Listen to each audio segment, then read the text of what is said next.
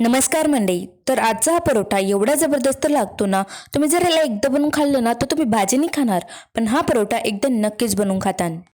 तर याला बनवायला सगळ्यात पहिलं घ्यायची गोबी, मग तिला बारीक कापून स्वच्छ मिठाच्या पाण्याने धुवून घ्यायचं. आता गॅसवर ठेवायची कढई, मग त्याच्यात सगळ्यात पहिलं टाकायचं तेल, मोहरी, कढीपत्ता, हिंग, अद्रक लसूणचं पेस्ट, हिरवी मिरची, हळद आणि कापलेली गोबी. आता सगळ्याला मिक्स करून घ्यायचं. कोबी थोडीशी शिजली की त्यात टाकायचं धनिया पावडर, चवीपुरतं मीठ, थोडीशी मिरची पावडर आणि कोथिंबीर. मग गॅस हाय फ्लेमवर ठेवून पाणी आटेपर्यंत त्याला मिक्स करत राहायचं. आता गॅस बंद करून त्याला थंड होण्यासाठी एका प्लेटमध्ये काढून घ्यायचं. आता कणिक मळण्यासाठी घ्यायचं पीठ, त्यात टाकायचं मीठ, थोडीशी हळदी आणि पाणी टाकून मळून घ्यायचं.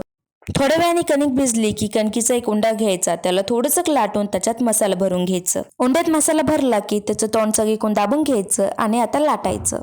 आणि हे ध्यानात ठेवा की मसाला जादा पण भरू नका, नाही तर ते बाहेर निघून येईल. पराठा लाटून झाला की गॅसवर ठेवायचं पॅनवर टाकायचं खूप सगळं बटर किंवा घी. मग त्याच्यावर लाटलेला पराठा टाकून द्यायचा. आता पराठा खाली वर करून खरपूस भाजून घ्यायचा. मग झाला की आपला पराठा तयार. आता असेच सगळे पराठे लाटून घ्यायचे.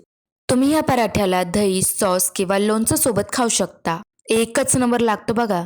तर हा पराठ्याला तुम्ही पण बनवून पहा आणि मला कमेंटमध्ये नक्कीच सांगा.